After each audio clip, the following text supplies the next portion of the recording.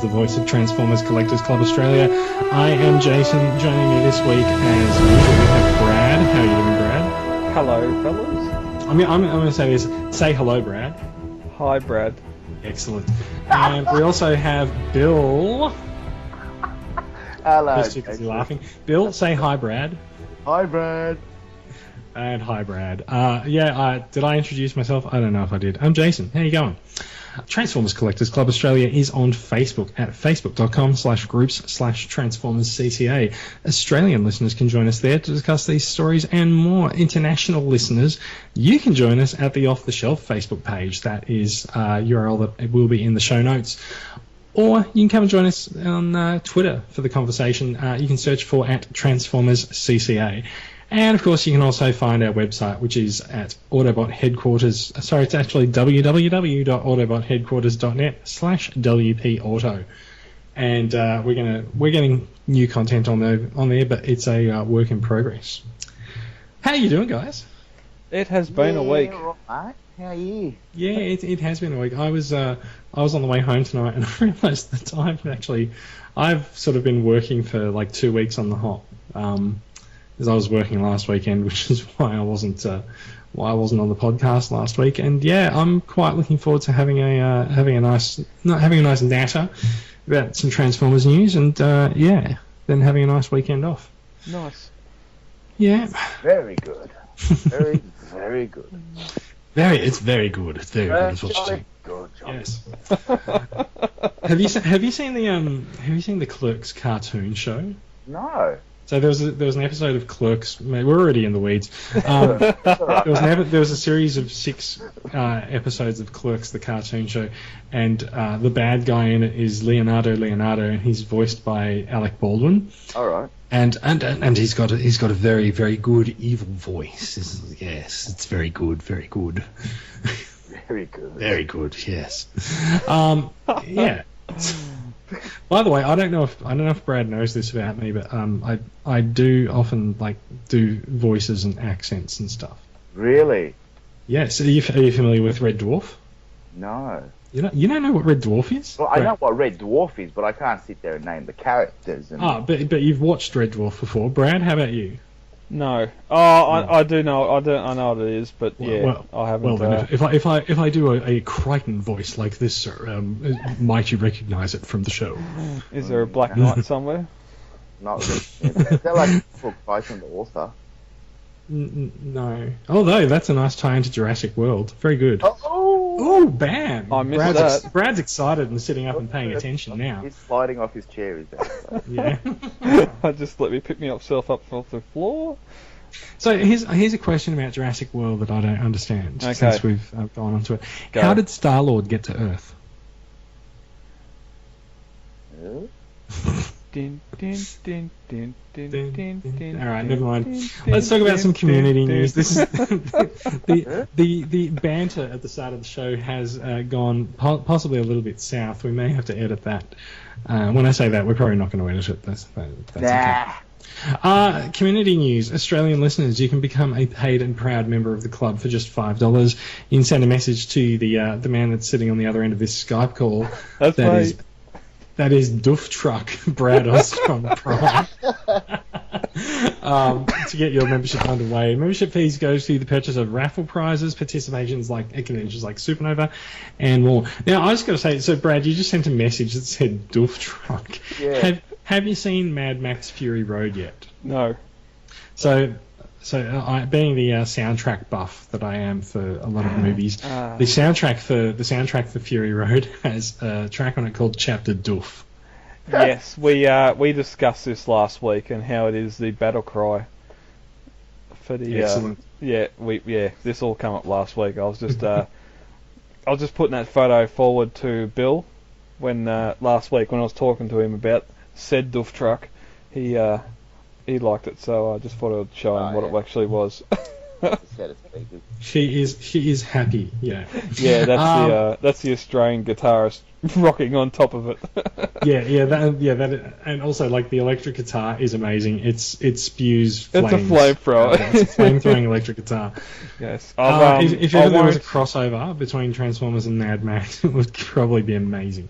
Oh. Look at it. It's just like Bulkhead, like with Pimp My Ride. Mm. Yeah. It's awesome. No, it's not Pimp My Ride. There's no LCDs on there. Yeah, it's Game Boy. But yeah. Amazing. See, we've got like the little 5 stabby bull bar things Oh yeah.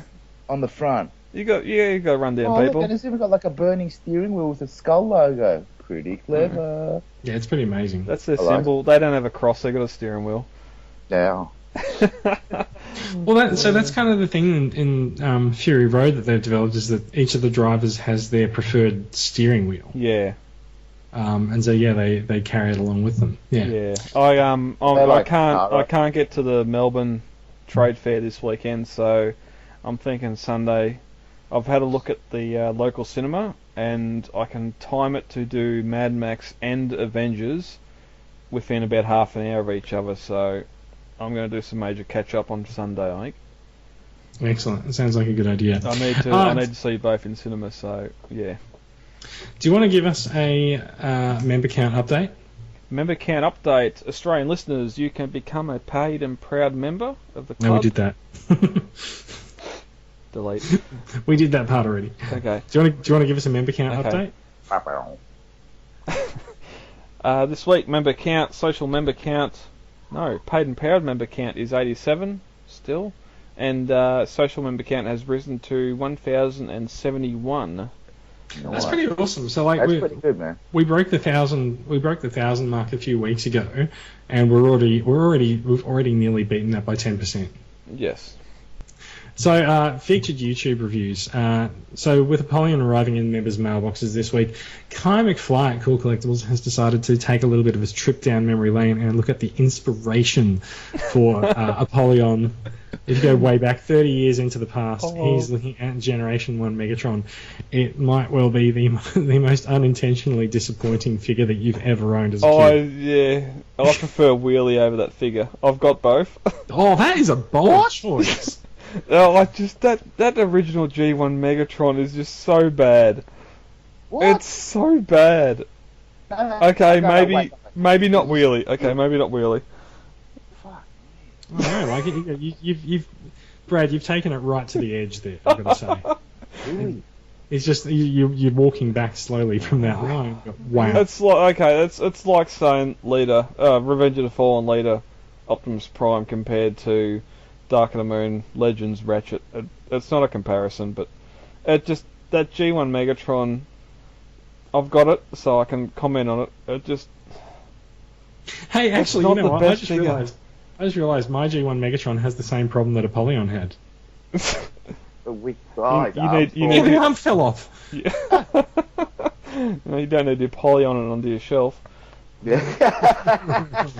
Verb, not noun, verb. Yeah. All right. So I'll just say, if you are a YouTube reviewer and you want to get your name out there, send us a link. Let us know. I'm actually really happy that there's a larger number of people in the group doing video reviews of their figures. It's like Apollyon has inspired everyone to get in front of a camera and hold up a transformer. Yeah, true. It's a shame it's such a suck ass of a first figure to start with, but still. Oh, nah. Kai's been doing a lot more than that, so. Yeah, so yeah, Kai does do a review every couple of weeks, I think. So yeah. Who has a favourite post of the week? Oh, I do. Well, I know Brad does. Bill, go. It's our little caricatures. How awesome are they? Yeah, they are pretty cool. Yeah, I kind of look like a doofus wearing a Rodimus helmet, and I love it. I'm actually okay with that. It looks awesome. How awesome did I look? Yeah, it's I great. love it. Oh my god, I look like I belong outside of a school with a brown overcoat. Well, he's redoing it to remove the glasses and do your right-eyed monocle, so... Awesome. Excellent. So yes, Brad very kindly got a professional artist to do caricatures of us all, and they're great. They're great. They're going to be on the They're going to be all over the podcast from now on, basically. Yeah. Brad. Justin, he does the comic strip for the newsletter. and yeah, I've paid him to do these caricatures of us, and I'm more than happy with what the outcome is. Yes, I think we're all pretty happy with that. You look like something out of a Japanese friggin' anime robo / hentai cartoon. He's I know. So what I'm actually really happy with mine is that he's actually captured he's captured a rendering of my avatar.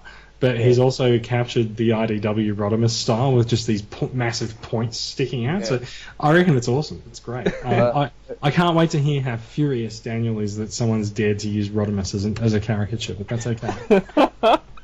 He's I've got him. He's going to darken me Mo a little bit just to be more screen accurate.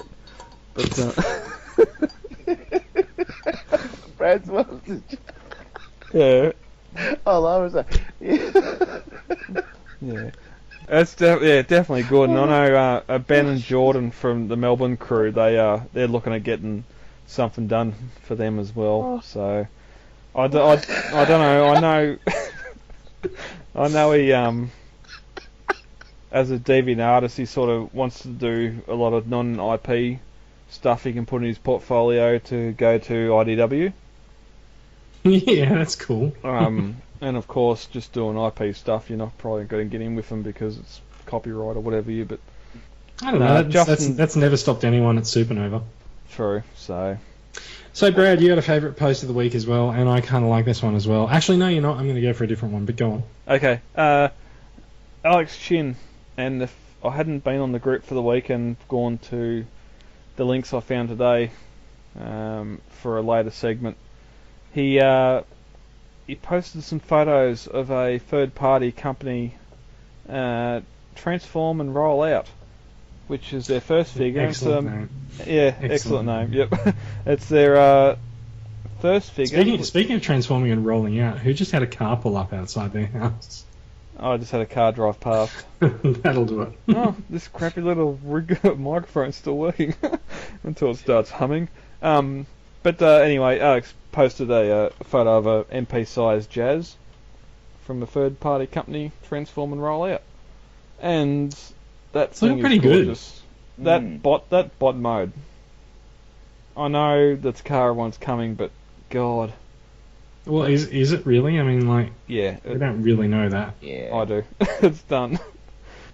Okay. I said in Feb it was done. Yeah, but it's still not here. I know, and I wonder if this is going to spark it to come out earlier. We'll see. So, yeah, there are rumours that Takara will be doing a masterpiece-sized figure, sort of on the scale of, say, Wheeljack and Exhaust and Co. Yeah, but this isn't much dearer. No, it's not US, actually. So it's I actually 90... saw it go up for pre-order today as well. Yeah, it was not 90. much dearer. That's like Jesus Christ. That's like $50 dearer than a masterpiece car. What, 90 US? Well, so it's worth pointing out, Bill, that you 20. get the masterpieces really cheap because you pre-order them all the time. But for RRP, it's actually not that far off. Yeah, $90 US. You're looking at about $70 US for Wheeljack. Yeah, but that's you're looking at BBTS prices. You're looking at HLJ and those kind of prices. Well, that's from Takara, Japan. Yeah, no. Look, I think it's a fair point. You can get masterpieces pretty cheap if you shop around. That's right. Yeah, but so anyway, I think it's fair to say that it's priced in line with third-party figures. Yeah. It's a better way of for that size, and it's going to come up again in the third-party section, so we can keep going there. But yeah, I just love the look of the bot mode. The alt mode, I sort of compared it to the Toy World B. It's sort of like a more of an anime cartoon model, which is sort of squatty and bent over, sort of banana shaped. Just that Porsche alt mode. It doesn't look like it's sitting flat on the road. I think the car is. I don't think it's meant to be a Porsche in the alt mode. I think it's meant to have the lines just on the wrong angles so that they can't be sued for it. True. Yeah. All right. So I have a favourite post of the week, but I'm going to bring it up after we talk about the first news item. So let's move on to the news. Okay, so we said last week that we'd know more for the following show, and thanks to Jonathan and the group, we got our first look at the box and the figure actually inside the box for the reissue Triptychon. It's huge. It is a Generation 1 Triptychon reissue, and it's got the electronics. Oh, it's got the electronics all inside, and it's Hasbro spearheading this, not Takara. The reissue price is rumoured to be at $200 US. We've heard that Toys R Us is going to be putting it in for $400. But you can get it. You can find it online for a pre-order for a little over $200 shipped. So shop around. Yeah, That's right. There are also some in-hand images, which is kind of funny considering that it is like a nearly 30-year-old figure that we actually need in-hand images since it is a reissue. We just need to see the box it's in. Yeah. Yeah, so that's out there. Gentlemen, I want to ask you a question. Yeah. Are you disappointed that they've chosen to reissue Triptychon as opposed to making a Titan class Triptychon? No. No. That was easy. Okay. No, there's room for both. Yeah, I think the reissue after Fort Max is sound. Yeah, I suppose because Fort Max and Triptychon sort of went together as well, didn't they? Yeah, so they've already done a reissue Metroplex. Are you guys thinking Scorponok? Maybe. Yeah. Fort Max, okay. Scorponok. Okay. So here's the thing: like one of them turns into a city, and the other one turns into a city, and then the other one turns into a dinosaur. They all transform into a city. It's the alt mode that's different. Yeah. So yeah, I actually thinking about this now. Actually, it does actually make sense to me that they leave it separate because in the Transformers lore at the moment, Titans are very special. So like Triptychon's not a Titan. He probably shouldn't have a Titan class issue, but because everyone's like, oh, it's the Decepticon city versus the Autobot city, everyone wants to see a Titan Triptychon without realizing what a Titan actually is. So fair enough. It is a G1 reissue. I won't lie, I'm a little bit disappointed that they've just chosen to just reissue the same toy that they've had for 30 years, and it's got to be the most expensive issue of it ever. Well, it's $200. It's it's but this really is expensive. Hasbro, and that's one thing. Last week when we were talking about this, we only had the box art image, which was just the G1 cartoon image of it, and we were saying this Takara will be reissue. We didn't have a number to it, but by next week we should know more. Well, Bombshell happened and this come up. But this is not Takara. This is Hasbro. When the Bombshell's an Insecticon, you can't say Bombshells. Oh, he's coming too. But but yeah, I'm surprised this is the first time Hasbro have actually spearheaded the reissue and not Takara. Is it? I mean, but Hasbro's been bringing out a lot of these things. Like they've brought out a lot of these platinum ones. They brought out the Insecticons. They've got Blaster and Perceptor. They're doing a lot of these things. They're bringing back their G1 molds. Yeah. I mean, the Insecticons are also... The thing with Insecticons is when did they get reissued? I think it was 2004. Then There's been a reissue every few years of the Insecticons. I think the Insecticons come out every 5 years. Yeah. So... They're like a plague of Insecticons. Yeah, didn't a couple of the Jets get reissued in the early 2000s as well? Didn't Dirge? Yeah, no, Takara, they were convention exclusives. Yeah, they did all the Jet Bar Starscream. Okay. So in the G1 colours. But yeah, this is Hasbro basically the first time reissuing Thrust and Ramjet since 2001, I think, the exclusive, the convention. So, yeah. So Triptychon's coming, and you better start saving, basically. Yeah. Triptychon's coming, everyone look busy. Yeah, and just now we've seen...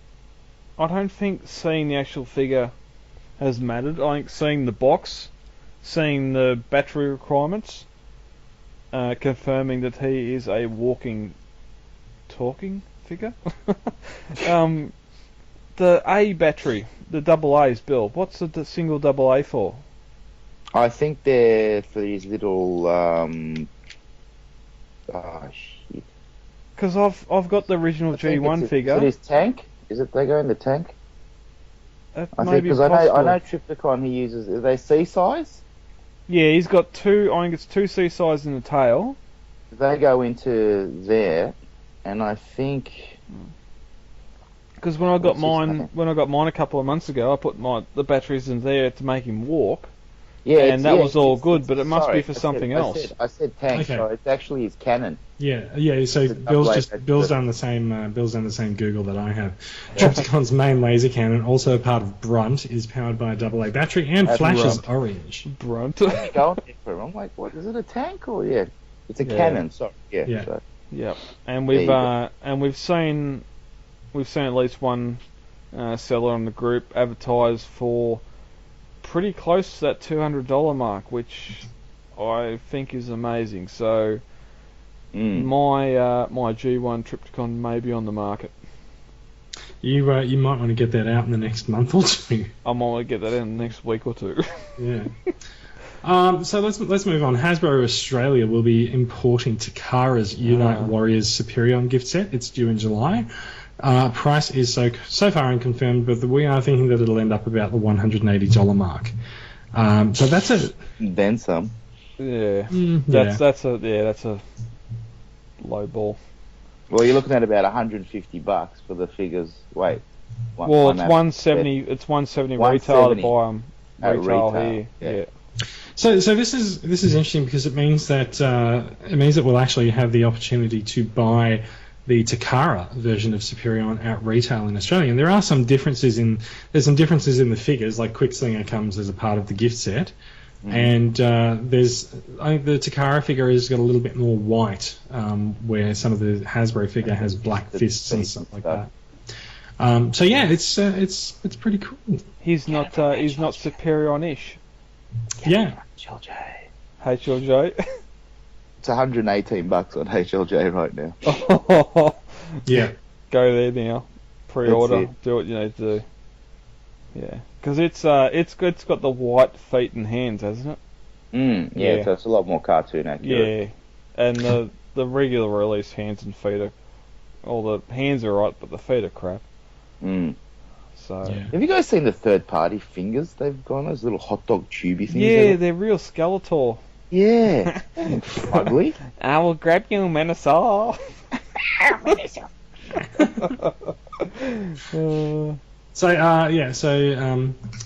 If you are interested in that, you could order it from HLJ, or you could wait and get it at Toys R Us if you. Yeah, for exorbitant. If you don't have Wave 1, go to HLJ and order it now. As it turns out, I do not, and I've been actually thinking of getting the Japanese one instead of the Hasbro one. So, let's see. Bill, can you add something onto your next HLJ order for me? Do it right now. Sure. All right, cool. You want a Superior? Yeah, get me a Superior. I'm in the habit of buying Transformers on the podcast. All right, on it.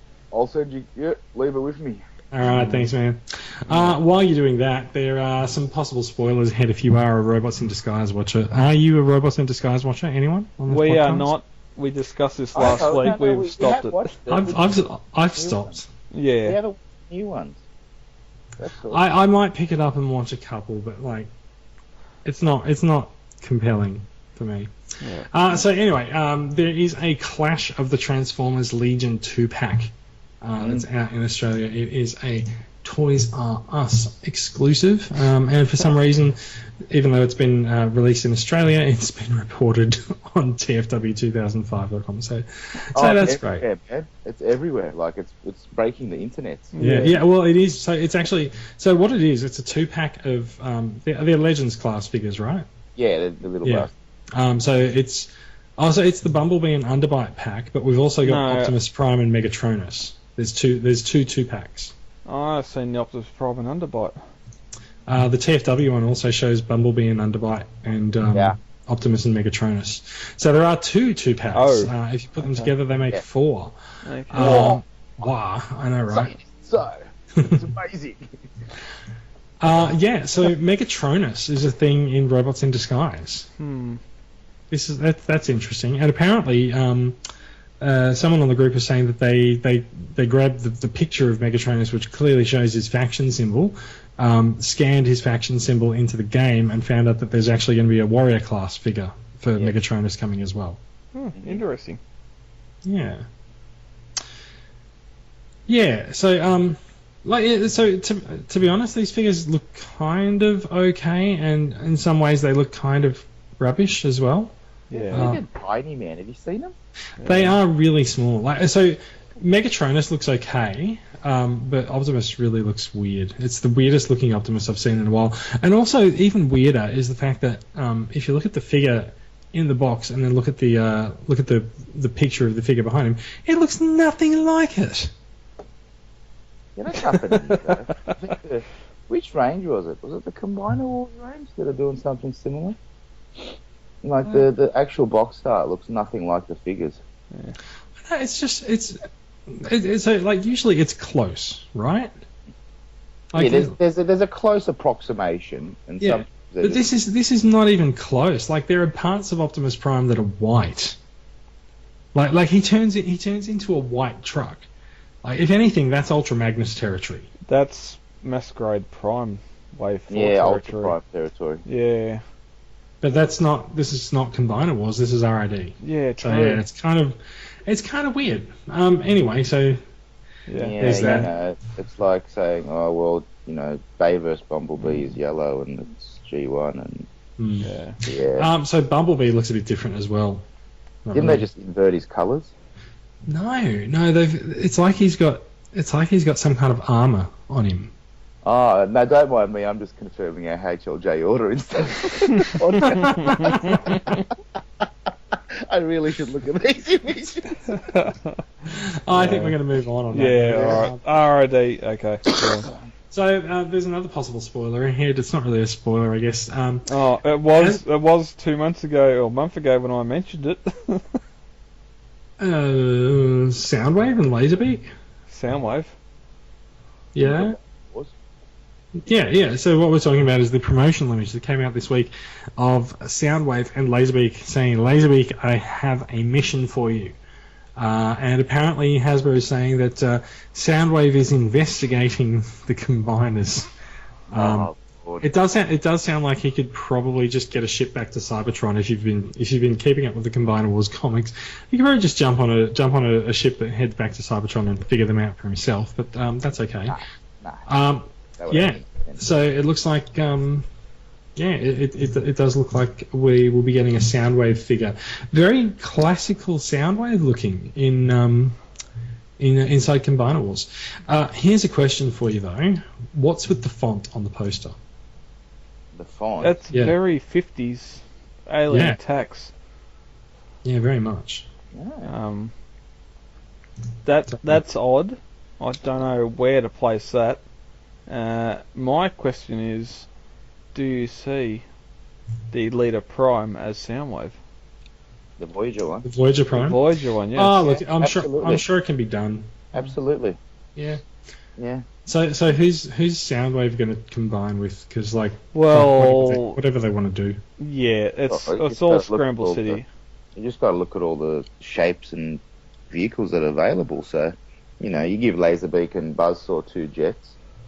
You give Rumble and Frenzy 2 cars like their Prime versions. You know, and who's left? Ravage, yeah. So interestingly enough, Ravage is currently on the Lost Light in the IDW verse. Oh, that doesn't count. It actually kind of does, because More Than Meets the Eye has sent the Protector bots over to the main Combiner Wars line, so it is important, at least in terms of the comics. I mean, I'm not sure. There's an Ultra Magnus Leader class figure that hasn't figured into anything in Combiner Wars yet, but yeah. Okay. So Laserbeak does have a very classical look. There's another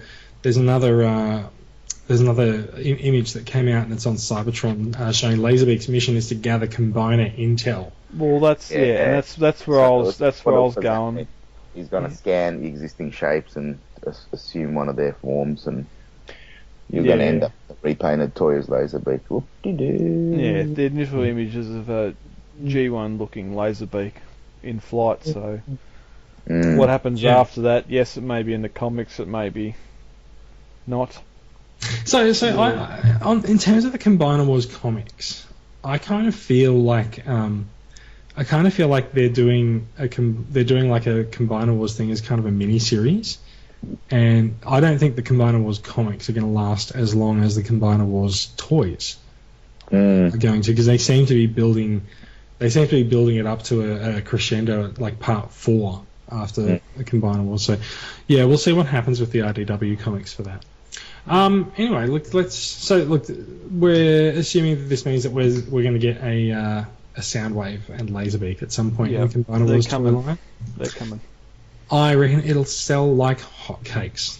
Yep. Let's After talk. a lot of, whinging from the fans, of course. I could have every Soundwave. I gotta have everyone. Yeah, they use, Prime Soundwaves to try. Oh my god. Never looked that it was like a mutant friggin' bat or a, whatever. Such people. G1ers. Gets me every time, man. If he's not a boombox from the 80s, oh my god, Legacy's destroyed. Oh my god. Someone's crapping on my childhood. All right, so let's move on. So some Takara Tomy news. They have their next masterpiece up for pre-order at the moment is Road Rage, and someone managed to get a masterpiece Road Rage and sit it next to a Generation 1 Road Rage. And, Diaclone Road Rage. Well, so this is the interesting thing. The post on TFW doesn't mention that it's a Diaclone figure at all. They say it's a G1 figure. The thing is, it was originally a Diaclone vehicle, and about 10 or so years ago, eHobby released it as part of their their figure range. So definitely, so that must be what we're looking at, because it definitely has an Autobot. So they retroactively created this whole backstory for her, and then Okay, so the original figure was re-released as a eHobby exclusive. Yeah.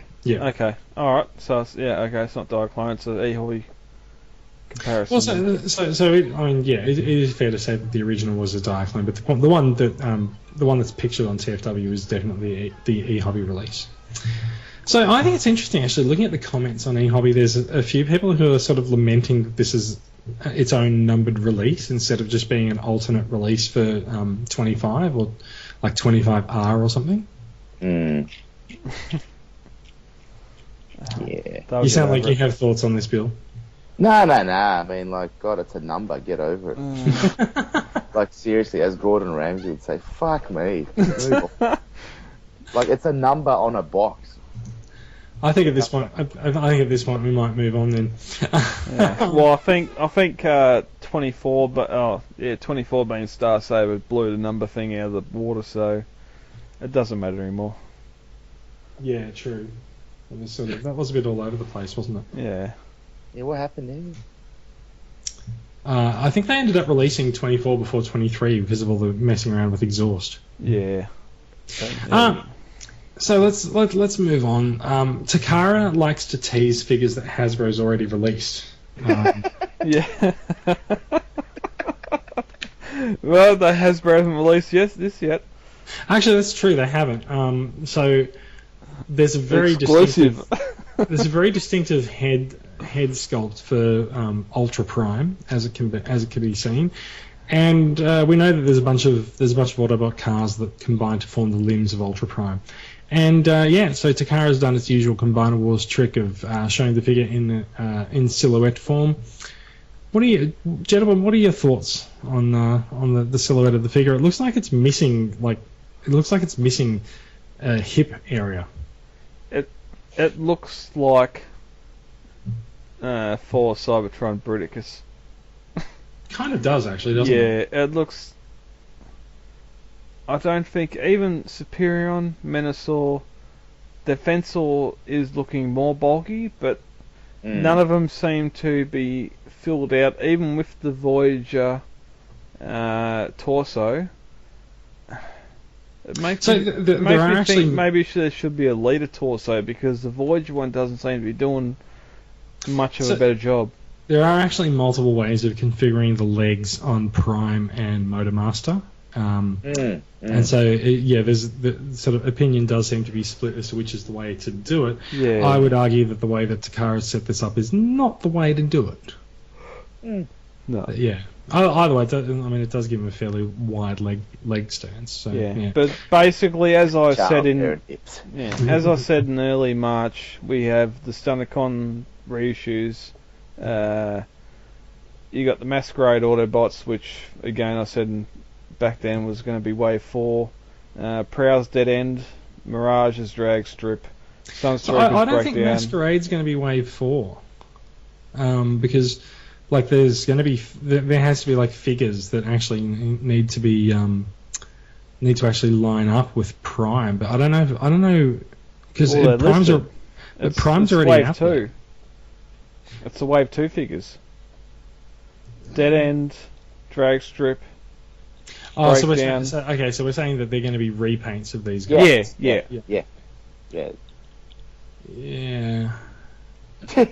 Enthusiasm level. And then Onslaught's going to be Wave 5. It's just kind of weird. Oh yeah. So the thing is that there's actually no reason for this to actually be a Masquerade Prime, because like they can just release the figures and say this is now Ultra Prime. Well, considering the Prime's going to be white, there's no just release Deluxe. Well, they're going to do 2 Voyages, so I don't know what they're going to do there. It's going to be a white Prime, and you're probably going to get another Cyclonus out of it. But just release Prowl, Mirage, Sunstreaker, Ironhide as limbs, and you can put them onto the Prime you got in Wave 1. That's what I'm saying. It doesn't have to be a Masquerade Prime. No. The other thing I'll say to that is YOLO. Okay, let's we have a lot of third party news to talk about. We'll get into it. Let's get on to it. Yeah. Okay, so Voodoo Robots has released the first test images of their newest figure, which is a masterpiece scaled version of the Autobot Medic Ratchet in his Generation 1 form. So Convention of Wisdom says that Takara actually has Ratchet and Ironhide in production, although they haven't been announced yet. So we'll see who comes out on top. It's a nice looking figure, although I would say it's perhaps a little bit boxy for a masterpiece. I'd say it's basic. To get that to transform back into the van mode, so a lot of the smaller Autobot cars have got fairly basic transformations in their masterpiece form. So maybe it's alright. I mean, the thing that I often make the mistake of is when people say it's masterpiece scale, I assume it's going to be like the size of Optimus Prime, but it's not. Yeah, no, that's an error. Yeah, so fair enough. Look. Looking at the robot mode picture, I reckon it looks pretty good. He's got windscreen wipers And mirrors. and he's got mirrors. It's like he has mirrors for nipples. Yeah, and all they have to do to make a Now that you've seen it, you can't unsee that. all they have to do to make a Ironhide out of it is take the light box off the top. So it's a sure thing for him. So just looking at this. There's one thing that I have to say I've noticed that almost every third-party Transformer does that almost none of the first-party ones do, except once you get up to sort of the bigger masterpiece ones. They have feet that swivel so that you can actually place them flat no matter which way the foot goes. Like it does look a little bit weird when when their legs are apart, like they're doing the splits. But it does give the figure quite a decent ability to stand up when it's being posed to do different things. Yeah, true. So the other thing I'll say is, so the one I'm looking at, it's definitely Ironhide. And the main image on the thing is Ratchet. So Ratchet's just like a different head sculpt, really. Well, you take the chevron off his head and the light bar off the alt mode, and you've got Ironhide, really. Yeah, pretty much. So what does everyone, what are the guys that have bought the iGear versions going to do? Well, the weapon specialists and the medical specialists are pretty good looking figures, and I know he brought them. Here's the thing, Bill. If you've already bought the iGear versions, it's not like your figure spontaneously combusts. They do. It's like, you still have a figure, and you've had a couple of years of additional usage out of it. 6-second abs. No, it just doesn't work that way. No, man. It's 7-second abs. 7-second abs. If you spent $100 on the iGear ones, I don't. They scale well. They look great. I wouldn't try and sell them off for $100 to buy this for 140 or whatever it's going for. Like, the guys that'll buy this, Voodoo, and then 6 weeks down the track, the car goes, oh, M327 is iron high. Yeah, soz, bro. Yeah. I don't know. So the other thing is obviously notable with these guys is that Takara masterpieces are announced like 8 months before they're actually released. Yeah. And so this also happens with a lot of the third party figures as well. They get announced and they have a massive long lead time, like that Jazz that we were talking about earlier, which we're about to talk about again. That's not coming out till December. Yeah. So there's a lot of stuff that can happen there. Yeah. Mm-hmm. So either way, Voodoo robots, their Ratchet and Ironhide prototypes do look pretty good. I just hope we get some more third-party Insecticons. There's not enough of them out there. There isn't enough third-party. As I've become fond of saying, a plague of Insecticons.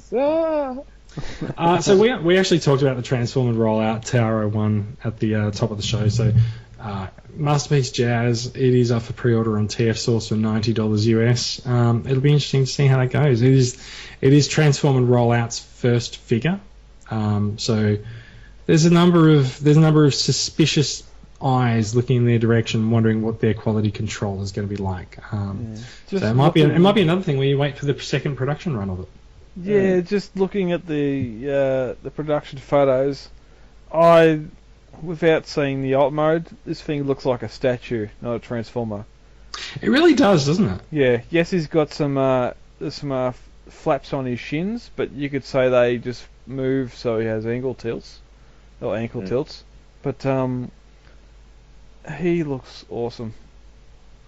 I know that the MP Jazz is coming, but third party, they seem to hold their prices. I'm not willing to spend the money on this because Jazz probably won't come until 2016. So yeah. Where do the front wheels go? Oh no, they tuck in underneath, don't they? Are they under his feet? Those feet are off the ground, so I don't know what. No. I'm just looking at his upper body. I mean, that's obviously going to be in the lines of Prowl and Blue Streak because it's the same system. The arms tuck in, but I'm just trying to figure out where the front wheels go. Well, maybe they fold around behind the shoulders. The shoulders are on the wheels and they spin around. Yeah, I thought the front wheels went to the shoulders and the back wheels went to the legs. Yeah, they do, but I just can't see the front wheels in the photo in alt mode, that's all. In robot. Oh, right, yeah, okay. Yeah. The transformation. I'm guessing they're under the hood there somewhere. Maybe he's a parts former. Oh, yeah. They're sitting on the ground behind him. Yeah. Well, no, the doors come off. Yeah, they do clearly, don't they? Yeah, so, there is a bit of... And that cat image really isn't doing it any favours, having the back wheels so large, the front ones don't even look like they're touching the ground. But well, and that's where my comparison to the Toy World B come in. Sort of like that chibi looking alt mode. It looks like he's sort of bent like a banana. He's ready to roll. Those back wheels are pushing further than the front wheels. Yeah, I mean, it's a good looking figure, but then again, look, it might come out and people are going to be like, man, this is the best thing since Quakewave, you know what I mean? As far as build quality goes, so I don't know. He's a favourite figure, so... Yeah, but, that's what I mean, like, with what you're saying, with, if Jazz is around the corner, and these guys are doing this and people are going to drop $90 on it, and then, 6 months down the track there's an official one. Meister on the door instead of Master. Takara have an uphill battle over this bot mode. You reckon? I don't know, man. It's the alt mode. The transformation's pretty simple. Yeah, well, the alt mode, no, but just the bot mode.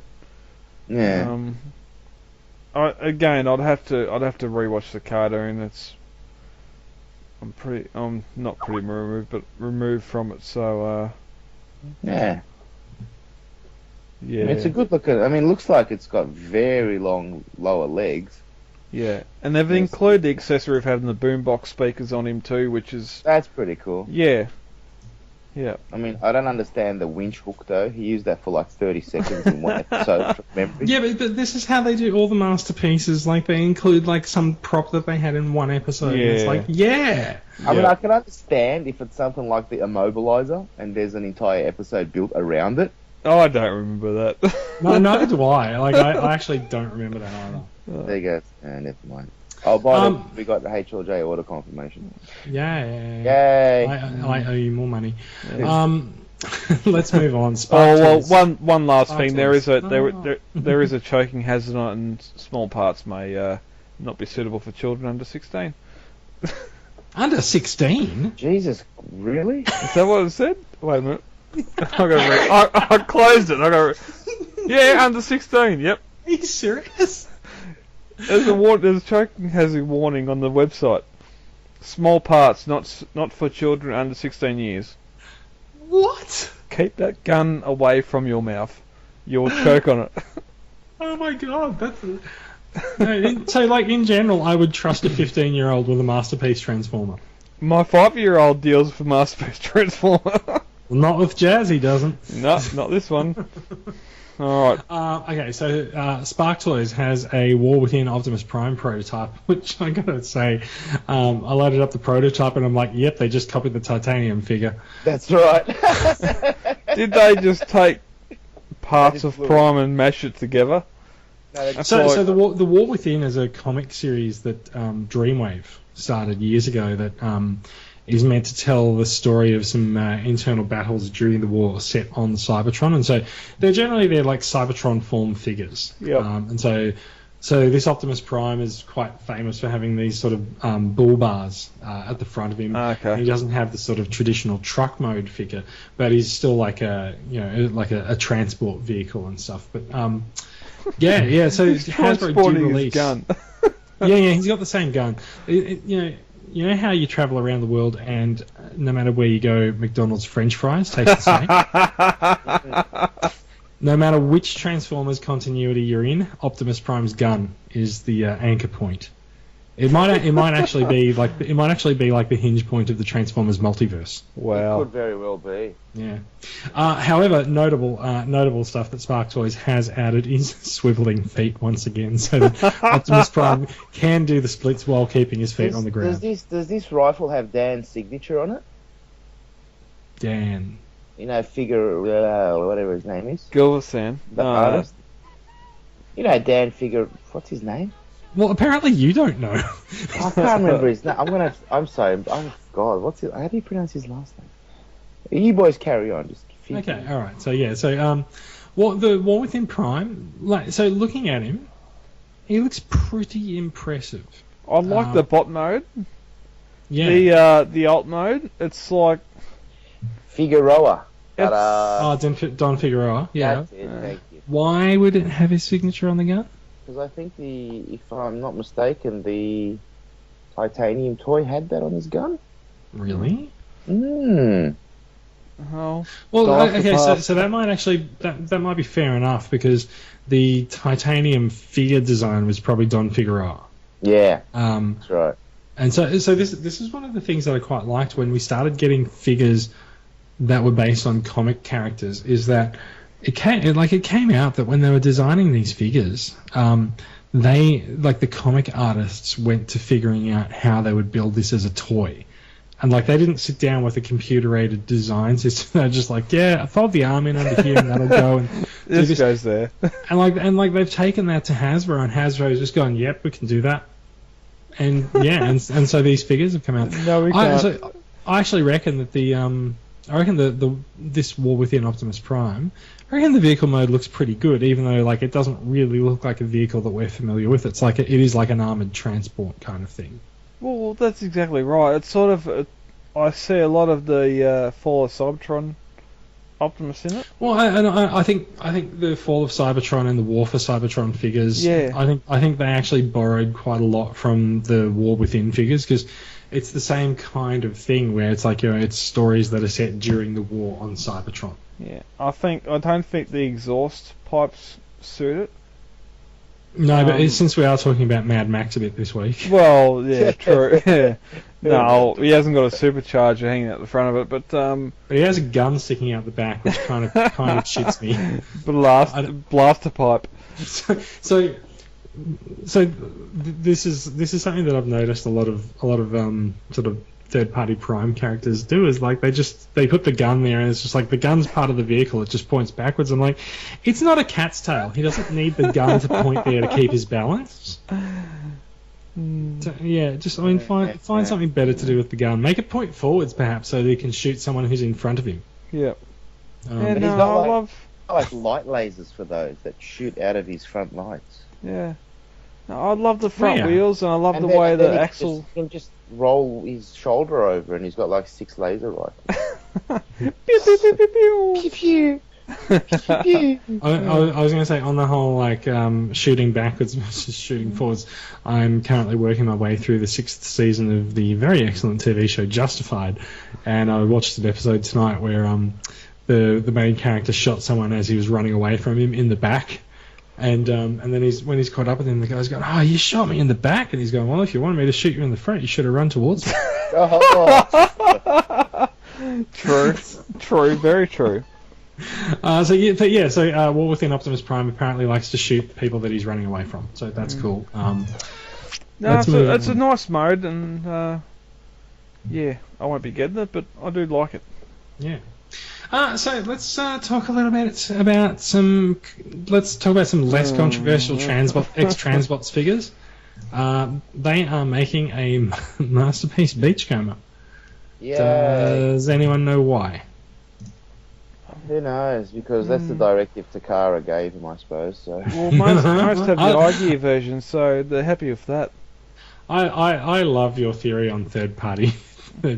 Yeah, I maintain it, man. Like tinfoil hat and all. I'm telling you. So I gotta say, I went into one of the shops in Singapore. I was talking about third party figures, and this guy was just like, "Oh, I won't buy any third party figures," blah blah blah. And I've just gone, "Well, I know someone who actually has a theory that all the third party companies are owned by Takara." He's like, no, not at all. No. Nah, but you haven't disproved it. You've just said you don't believe. That's right. Yeah. He just scoffed at you. And scoffing doesn't prove anything. Yeah, so this is true. He scoffed at me, and I backed off. So. X-Transbots is doing a masterpiece beachcomber. He'd have to be a pretty small figure. Yeah. Actually, there is a picture of him on. I was going to say in someone's hand, but it's actually on someone's fingers. So yeah, he's a pretty small figure. It's got. How much they want for that pothead? I don't know. No, price isn't listed. Yeah, no, they haven't. Prices are not out yet. Oh, so he doesn't come with Spike and Spark plug. They've used Dr. Wu's Spike and Spark plug in the figures, and it kind of works well with them. It looks good, yeah. That looks good. So that actually does give you a scale for the figure too. I don't understand. Like, really, Beachcomber? Did you own Beachcomber as a kid? Yes. I owned Beachcomber as a kid, and I don't understand why, but I have a soft spot for him. Really? Yeah, I do. Like, the guy would rather smoke bongs than fight. Like, I don't understand. Like, what the... He should be the size of MP Bumblebee. If not, he should not be bigger than that. So, it'll be interesting to see some comparison photos. I believe there is a... There's actually a comparison photo comparing him to another kind of beachcomber, or was it? Is that what I think it is? Has he got like a golden right hand? I don't know, because he's always got his. No, I think that's just because it's a test shot, right? Yeah. Sure. So he doesn't forget which hand's the fapping one. Yeah, no, that's. There's a Revenge of the Fallen Megatron that photo. Leader. Wow. The black beach camera and the blue beach camera. There's a Revenge of the Fallen Megatron in the corner. Yeah. A plastic box. So look, that's going to be coming out sometime in. Next week we'll show you some coloured photos. There's some coloured photos to have emerged today, which is just the blue the blue colour for him in alt and bot mode. That's not really anything new. You still see what the figure actually is, whether the colour's on or not. So here's our next one then. Mastermind Creations. Bill, you asked for this. You wanted some more Insecticons. Now you got them. Oh, yeah. I get enough. So Mastermind Creations now has a sub-label called Ocular Max, because why not? Yeah. And so they've got this category is for masterpiece inspired figures influenced by Studio Ox, whatever Studio Ox is. So there's it's so weird. Why would you release an image and then black out part of it that says design being refined? Yeah, there's something wrong there. Yeah. Honestly, sometimes the third-party figures think their marketing is a lot smarter than it is. So yeah. It's like Takara's silhouette of Devastator. Yeah. Oh, gosh, I don't know who that was. Exactly. Mastermind Creations has got some more Insecticons coming out. Yeah. I've got pretty good. The Fans Toys ones, and they're happy enough in my collection. I'm not going to go and update every time another third-party company wants to make new ones. Can I just point out there is actually? I'm not sure if you actually put it in here. No, you didn't. So I'm going to add a story into our run sheet, which is oh my god, I can't remember how to pronounce it. It's the Masterpiece Sunstreaker that I posted in the Spin Out. Spin Out, yes, Spin Out, but it's like the name of the company that's producing it. I cannot possibly remember the name of it. Omnitronics. It's Omni something. I just think oh my god. Omni Consumer Products. Google it. Yeah. So anyway, there is a Masterpiece Sunstreaker out there called Spin Out, and he looks pretty awesome. But I'll tell you what he has to come with, or at least some third party needs to come up with this figure. He needs to come with Bob. Yeah. Yeah. Even though Bob has been set loose. If you've read the most recent Combiner Wars comic, Bob fled the scene of the construction of a certain combiner, and poor Bob is now roaming Cybertron free and looking for a new master. Bob, this is awesome, man. What about Bob? Do that. So someone needs to make Bob. I gotta say, I'm actually a little bit disappointed that no one has. So yeah, third party companies get on it. So what about Spin Out? What do we think? Sexy. Yeah, I reckon so. I'll be honest, like that's pretty hot. That's pretty hot. I like that. It does. I don't know about all that. Yeah, I suppose the MPs do have all that tech detailing on. If you whitewash it. Well, so not all of them do though. Yeah, I'm just looking at it's the thing. You know what it is? You know the lower legs, the calves. They're trying to be toy accurate. You know how they had that on the toy, all that black stuff. Mm-hmm. And I think that kind of just takes it away from the overall appeal.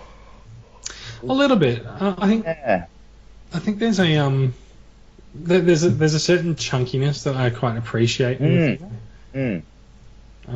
So yeah. Oh, very nice. Very nice. Agreed. I'm just madly scrolling down the group trying to find them. And he's actually taller than Sideswipe by about half a head. Is he? Yeah. Wow. Okay. There you go. All right, let's move on. So where do we get to? The Astro Train. Yeah. Another one. Yo, dog, we heard you like some Astro Train, so we put some Astro Train into your Astro Train so that you can Astro Train some more. I'll tell you what these guys are not gonna do is they're not gonna be able to release it with that name. No. So what do we got? It's Machine Boy? Yeah, Space Rope. What? The name. The figure's name is Space Roma. Space Roma. Yeah.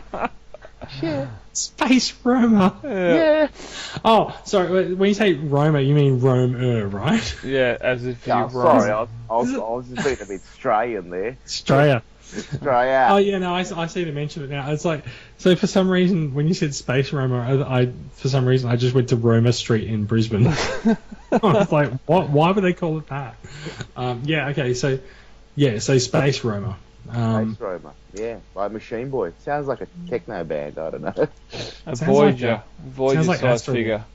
So it's a Voyager, not a masterpiece. He looks pretty chunky. Yeah, nice figure, but $140. Ooh. You could just buy the platinum reissue, and you could get Astro Train in weird psychedelic colours for your money. And it still have $40 left over.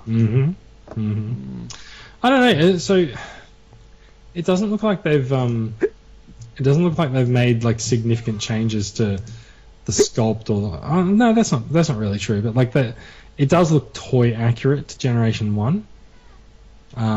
Like it looks toy accurate, but they've obviously had better articulation on it. But it's like, he's just got these large sort of chunks of plastic attached to his arm, and he's also suffering from that massive gun syndrome where I'm sure the gun will overbalance the figure. Recoil on that thing. Yes. Yeah. So what are we saying? He's going to be like $140 in his Voyager size. Yeah. Those third-party Voyagers are going up in price. So they're going up in price, but they are going up in complexity as well. Yeah, true. True. So I'm kind of willing to give him the benefit of the doubt on that. And if it's your thing, then you're going to get it anyway. So. Yeah, that's true. I mean, even if you have, what's the other one? Chugga and Devil Star. And, well, you've got a Masterpiece version and another Voyager version, so... the Astro Train Wars. Ooh. Yeah, it's the Predaking Wars all over again. Yeah, and people laugh when I say, like, Takara gives them projects to work on. Yeah. They don't believe me. They think, go stand on the corner with your sign.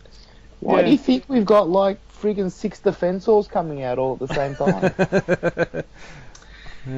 Who collects QT figures? I don't, but they look good.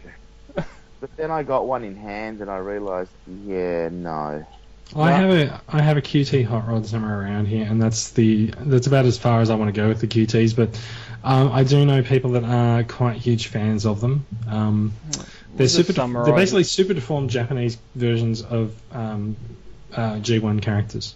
So the reason we talk about these QT figures, I don't actually know why we put this in third party, because they are actually official Takara Tomy products. Okay.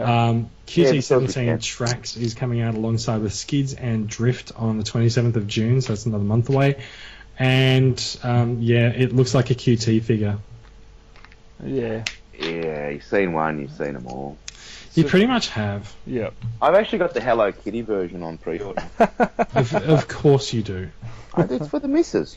Oh, sure. No, it is. Legit, I'm going to surprise her. She'll be surprised, I can tell you that. Yeah. She'd be like, wow, you're so romantic. I love you. Just in case she listens to the podcast. Okay, so there's... Yeah, so we've got QT21 Skids, there's Drift is also coming out in June, and there's movie characters that nobody cares about that are coming out in June. No. Movie? Speaking of movie... So speaking of movies, we got some news this week that in Paramount's continuing quest to expand the Transformers cinematic universe, as it's now become known, they've brought Andrew Barra and Gabriel Ferrari, who spent half a year doing production rewriting on Marvel's Ant-Man, joining the writers' room that Paramount and Michael Bay have set up. This must be one hell of a room. Yeah, I don't think... But they haven't even decided which movie. I don't think the air conditioning's on in it. And then Michael Bay walks in and everyone's like, "Oh, who farted?" That is my fart, Googie egg. So just in case you're not familiar with what the Paramount Transformers writers' room is going to be doing, this is a group of people that they've been organised to hatch sequels, prequels, and spin-offs on the multi-billion-dollar Transformers franchise. Expand it, the cinematic franchise. So Yeah, interestingly enough, one story that's come out is that there's a working title of Transformers 1 on an origin story that takes place on Cybertron. Yeah, it might be time for a human-free Transformers movie. Finally, Yeah. after So four if they're going to do a movies. Transformers Origins movie, does that mean that they're going to do Quintessons? Well, that's the thing. How far do you go back? Well, so you know what? In that case, though, Fuck. if they actually were going to do that, if they'd actually brought, the theory is that they're going to bring Unicron into the second trilogy at some point, it would actually be pretty I'm back. compelling. Hey? I've run over my lead on me chair, unhooked. That didn't go well. Okay. So if you read the Marvel comics from the 80s, there is actually a really compelling sequence in one of those, and it's one of Simon Furman's comics where he tells the story of Primus and Unicron as ancient gods, sort of jumping from dimension to dimension and fighting each other across different planes of existence, and in an effort to finish the battle once and for all, when they jump into our universe, Primus tricks Unicron into jumping into the form of a barren moon instead of actually taking the form of something else, and Primus takes residence as Cybertron, and so Primus over time is able to influence the living beings on him, and they sort of evolve into mechanical beings which become Transformers, whereas Unicron over the years learns to reshape his prison into his planet form that we know and love. So if they actually were to bring Unicron in, and if they were to do that in a cinematic scale, that could be really good.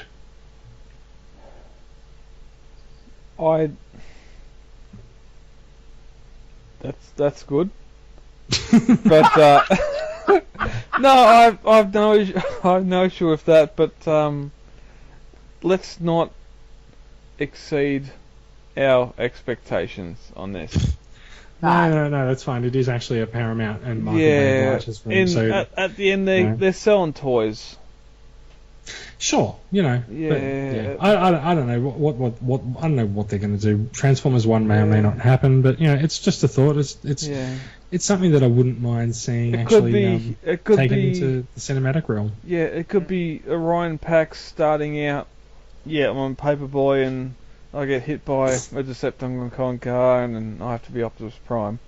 It just. So wait. Are you saying that Orion Pax got hit on the head one day and woke up as Optimus Prime? Yes. Oh, seems legit. Yeah.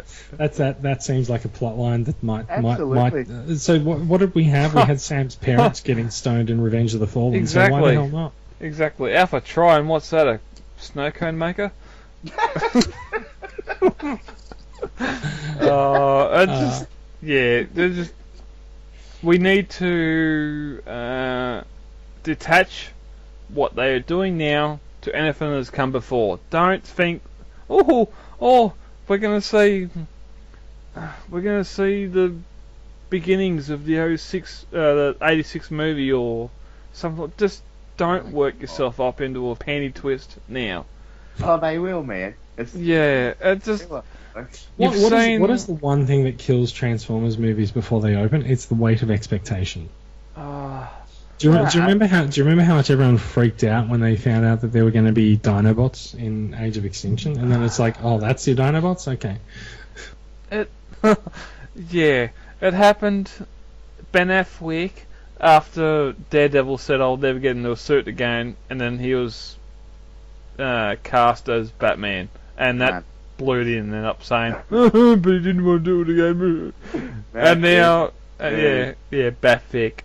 But and now just Hasbro, Paramount.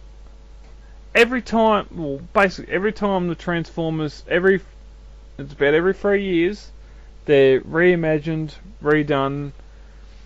Yes, sometimes some design cues, transition into the next series, whatever else.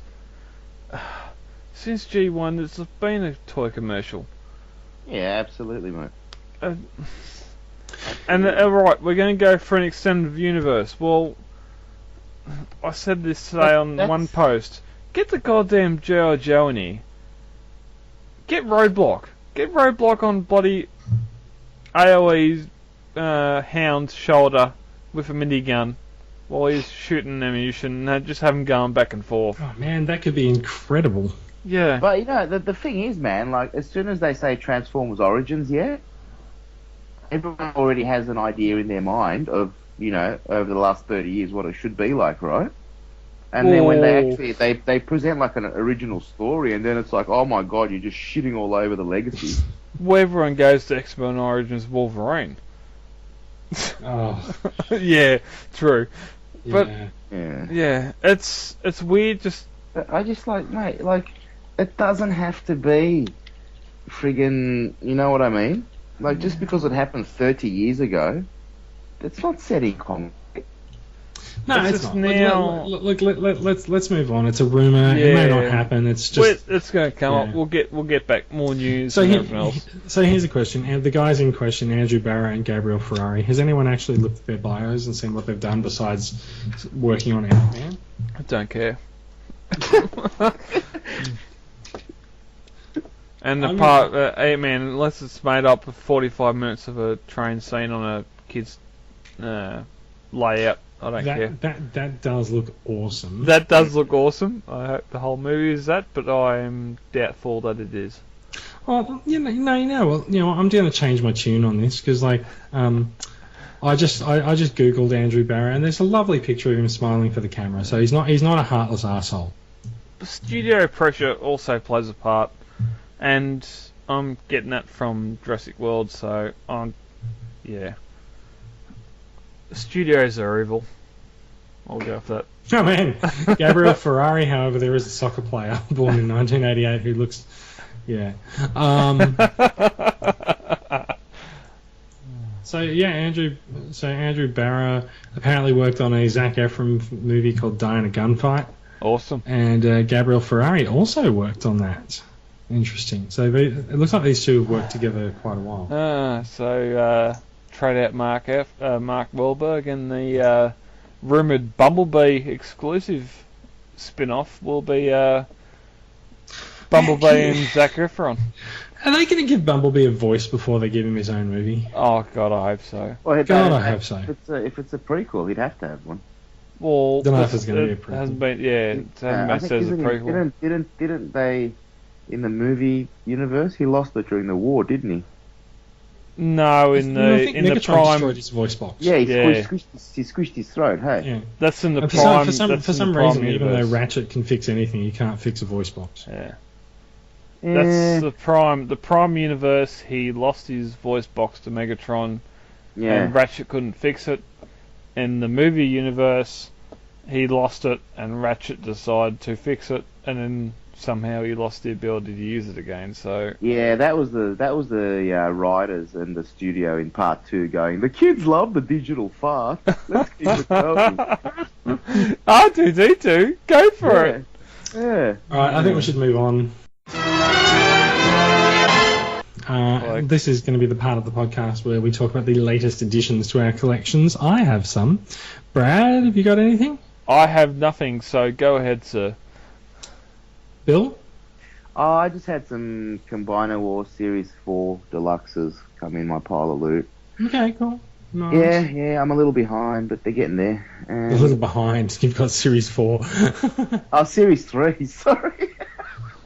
Defense Law. Even so, they're not out here yet anyway. Spaceman. So I have a nice little purchase that I got some stuff on eBay this week. I managed to procure, even though they are in French, they're French / English, the Micromaster Military Patrol, Hot Rod Patrol, and Monster Trucks Patrol, because Monster Trucks Patrolling is not at all conspicuous. Nah. Blends right in, mate. Yeah, I got these Micromasters. They're on sealed cards. Nice. So I believe there was a bit of a discovery about 4 or 5 years ago of a whole bunch of like mint on card Micromaster sets somewhere in Italy or in France or something, and so I think that's where these have come in. And I'm pretty happy with them because they're actually the Transformers branding and packaging artwork and stuff that I actually associate mostly with Transformers from as a kid. It's the slightly slanted text with the rounded R's and the single lines to denote the lettering. I really like them, and the sort of like different width lines down the right hand side. I think they're actually the same packaging era as the gold reissues, and it's the same design on them. It's just not the gold, but yeah. I really like them. I could probably just settle this by looking on the back and saying, they're from 1989. Yeah. So yeah, I'm really happy with them. Wouldn't mind looking for more of them. I really want the I think the Streetcar Patrol, the one that's got Roadbuster in it. Roadmaster, whatever he's called. Little red dude. I really liked the little red dude when I was a kid. So yeah, and the other thing I quite like about these is the character artwork on the boxes. They're quite well drawn. I've got to dig mine out again. Are they the ones with where there's 4 of them? Mm-hmm. Yep, 4 on the card. The card, yeah. And the things that they're sitting on, it's like these folded bits of cardboard. Some of them are reflective, and yeah, because they're on an angle on the card, aren't they? Mm-hmm. Like, yeah, awesome, yeah. Yeah, they're quite well packaged. Yeah. So yeah, I managed to procure 3 of those this week, and I'll be looking for some more. I also bought Ash's Robot Heroes Decepticon Sneak Attack set, and I think I bought a whole bunch of Micromasters from him as well. And they have been mistakenly shipped to my parents' place in Melbourne, so I have to figure out how to go and pick them up. Oops. Yeah, oops. And the best bit is my parents aren't there, so they're sitting at the post office, and I'm going to have to get my neighbour to go and pick them up for me. Damn. Yeah. So yeah, that's gone well. But yeah, so yeah, I'm all about the Micromasters this week. Oh. I still remember their commercials. They're not just small, they're Transformers. Yeah, and there's this little kid putting all the little what's his name together. The stations, like there was a fire station and a. Well, Brad got Flat Top recently as well. Yeah. What's it called? The ship. So the other thing, battleship. The other thing I think is delightfully cheesy about the Micromasters packaging is that where Transformers for years had been promoted as more than meets the eye, the Micromasters, because they're small, they're more much more than meets the eye. Yeah. And it's actually because they're so small, it's actually pretty much exactly what meets the eye. Get the extra type in there. Yeah. A little bit of extra typesetting, you know. It's giving the artist something to do, okay? All right. Are you gonna get the city and stuff happening? You gonna open them or what? No, I'm not going to open them. You're not opening them? No, I've turned into you. Display. So this is the thing, right? When I get a figure, now if it's a new figure and it's in packaging, I'll open it because there's so many of them that they're never going to be collector's items. Yep. But if they are figures from like the 80s, I'm not going to open them. Unless especially because these are like the blister pack ones where like if you open them up then you've ruined it for basic. Yeah, because you can't reseal them. Yeah. Unless you cut across the bottom or something, but then you'll bend the plastic. Yeah, too much. Yeah, it's just kind of ridiculous. Yeah, just leave them. Yeah, just leave them be because I think I've actually bought much the same figures loose from Ash. Even better. So we'll see how that works out. You should get it. You need an erector just for the name, man. I know somewhere. That's the worst named Transformer. Nah. I think it'd be Discharge. Oh God. Okay, so we've reached the funny part of the podcast. Yep. Let's do some listener feedback, except we don't have listener feedback, but Bill, I believe you have a question. Now, I have a question for you before we get into your question. Do you listen to the podcast? Occasionally, yes. All right, you're a listener. Give us your feedback. What's your question? I just want to know, laser, razor, wax or cream, which is the preferred method of hair removal? Razor. Has anyone asked Optimus Primal? Oh, poor monkey. Well, you know. It's a tough questions. I know, you know. I don't have an answer to this. I think we might throw this out for a listener feedback. Yeah. Listener feedback question. If Brad doesn't choose to completely excise it from the podcast, we'll decide. No. So see, I like that. I like this. I've managed to talk Brad around to just screw it. Don't edit it. Just leave it. Leave it in. Leave it in. I tagged us for something yesterday. Was it the movie discussion? I tagged the three of us. Someone said something and I tagged us and I said, make a good podcast question. I didn't see that. Yeah. Oh, I don't know. I'm just going to have to scroll back until I find the burning H. Yeah.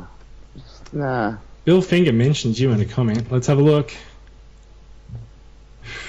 Yeah, podcast topic. Let's scroll up. Oh, okay. So that was what we just talked about. What? The Transformers Origins spin-off movie. Oh, okay. In the works. All right. There you go. See? Efficiency. Okay. So, RC's was trash dispenser. RC's the trash compactor. Yep. what a load of RCs. Yep. Exactly. Look, okay, I think we're at the point where we just have to go and do the outro. Yeah. So, no credits, tilt. Thank you for listening, and thank you for suffering through the last 5 minutes of the podcast. If you haven't made it this far, we do endeavour to put the podcast out on a weekly schedule. So thank you for listening, and we will be back next week. In the meantime, we are on iTunes, so head over there and give us a review, please. Hopefully it's a good review. If you're going to give us a bad review, just don't bother. That's right. We are now actually eBay sellers, where if you give us anything less than a 5-star review, it is actually the same as negative feedback, as one eBay seller said to me. Let's see how it goes. We'll put the link in the show notes for iTunes. If you have iTunes, please go and rate us well, because it means that at some point someone at Apple will be looking at a list of podcasts and they'll just go, let's make that one a featured one. Yeah. The podcast is going up on YouTube. Brad is doing some magic and putting up pictures of the figures that we are discussing so that you can actually watch the podcast along as listening to it. Go to YouTube and subscribe to the TCCA channel, and you'll see everything in there. They are going up. I think Brad, you said you're putting up the first episode, and then you're going to keep pace with the current releases. Yes, I put up episode 1, and next one will be 14. And later on, when things quiet down, if they do, we might just do a throwback episode 4, throwback episode 8, whatever. Sounds good. Yeah. So, any shameless plugs, or where can listeners find you, Brad? I'm Brad. You're pretty easy to find, actually. Yeah. I'm on the group. Yeah, on the group. I'm running the Twitter feed and running the YouTube channel, so just send a message to the admin of said feature you're going at, and I'll be there. Alright, sounds I'll good. be Bill, there, even if you try. Wow. Wow. Just wow. I'll be here by your side. Are you going to make me break out a Eurovision song of some kind? I don't know. You haven't done it yet. Did the Hoff sing it? I've been threatening to. You've been threatening to. Bust it out, then. Go on. Did the Hoff sing it? I don't think David Hasselhoff was ever in Eurovision. I think he was just big in Germany. That's close. He had that show about some shitbox car, didn't he? Yeah. This podcast has come to an abrupt close after we just kicked Bill off. Yeah. That was a dump button. Bill, I would invite you to tell people where to find you, but they will never find you now. I'm sure that was the car's name. Shit. SHTT.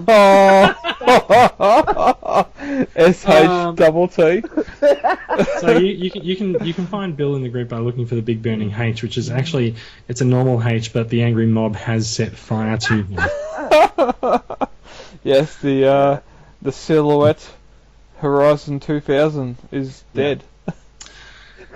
I on the other hand, you can find me in the group, and you can find me on Twitter at JM77.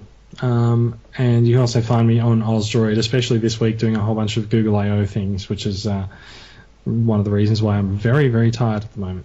Nice. Yeah. So that is it. Thank you for listening, and we'll be back with more next week. Lovely. Bye. Thank you. Goodbye. Thank you for downloading this latest episode of Off the Shelf, the voice of the Transformers Collectors Club Australia. For further information, check out Facebook, where we have our Off the Shelf page, hit like, or even check out the Transformers Collectors Club Facebook group. Any and all feedback is more than welcome. You can send email to transformerscca@gmail.com or head on over to iTunes and leave us a review there. Also Podbean have a review section where you can rate us, and that way we get out to more people. Till all are one.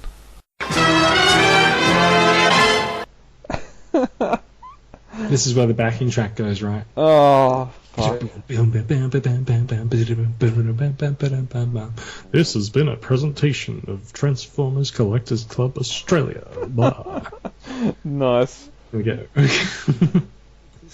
go. Cool. Gentlemen, Done. it's 11 o'clock. Yeah. I actually do not know who's the other admin? Lego Lee. He's, I don't know he's who not that online person at the is. moment. Yeah, It's I Lex. don't think I've ever seen that person in the group. Yeah, it's Lex Lee. Oh, I've seen him post a few times. Yeah, Lego. Yeah. Yeah, he's been off since November last year. He's been offline. Yeah, he that come back on. predates me. Yeah, he come back online after Christmas just to post and have a look around, and he left again. Back. Oh God, we're nearly approaching 2 years now. Yeah. He and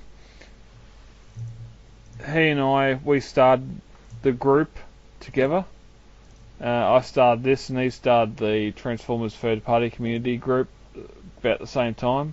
He done the original artwork for me, which I need to have a look at my computer and see if I can find, so I can find out what exact date it was when he done that, to get a better idea of when the group started. But he made me an admin of his group. I made him admin of my group back then, and it sort of just flowed into now. Yeah, I just think we should probably be a little bit careful about having inactive admins. Well, he's pretty much inactive, and he sold a few figures early on, which put him up in the feedback. And then he had he had family issues. He had to step away from Facebook and the internet, from what I learnt. So. See, that sounds so much more serious than anything I've ever come up with. Well, I had to take time away from the internet, but then I live on the internet, so like, you know. Well, he made his account inactive twice now, so yeah, I don't know. It's just he ended up throwing the band hammer on Sheen, whatever you want to call it, when that all happened. Because I wouldn't, but he's in the backwind. It's sort of. So all I'm seeking to just point out there is that I've been on the group for a few months and I've never seen this guy really on the group at all. But he's an admin, so I'm just sort of like, who is this person? Yeah, it's more of an honorary admin role, but he doesn't have an admin role. If you can see that. Oh, okay. Yeah. Yeah, that's fine. Oh. How you doing, sir? Oh, fuck. Now I'm getting massive feedback from your end of the call there. Okay. God damn it. That sorted it. Did it? Mhm. I just grabbed the mic and wobbled it around a bit. I can't wait. I won that Yeti Blue during the week, or yesterday. Nice, yeah. 150 shipped. So next week. Yeah, cool. That's not too bad. Yeah, nice. Well, they're about 179 new, so Yeah, no, it should be good. It comes with a really long USB cable as well, so you can actually you can move away from the computer and stuff if you need to. yeah. I'll hit mute and pull the headset off, and you're right. So We have a Transformers CCA Twitter account now. yeah, I don't know why. I just No, that's fine. Yeah. I think it's a good idea. yeah. It's mainly just somewhere to post when the episodes are released and for the podcast, and if there's something major that happens on the group, I can share it to the Twitter feed.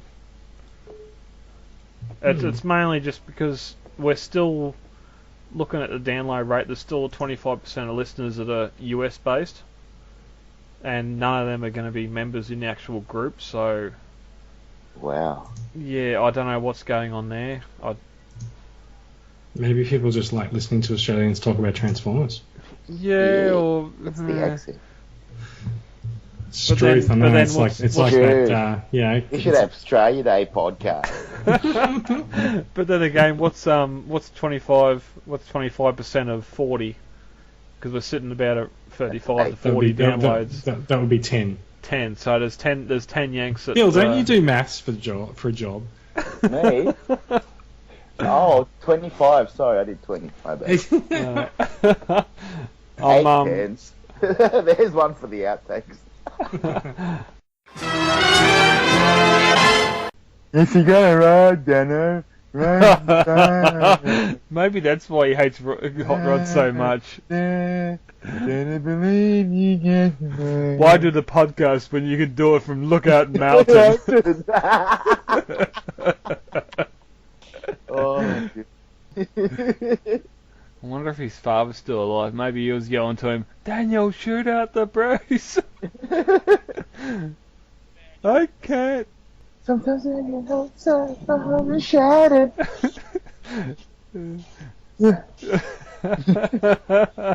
If you're gonna ride, Dano, There it is. time. The death of Optimus Prime, prick. Uh, No, I'll save you, Optimus. Not today, Megatron. What does he say? Oh, no, you don't, Megatron. That's it. yeah. Even after Cup told him, like, seriously? Stay out of it, lad. Yeah, that's Prime's fight. Let's. I think it's time to call it a night. I'm going to go to bed. Lovely. Ciao. See you Alright, later. Ciao, gents. Thanks, guys. Bye. See ya. Talk to you. Bye.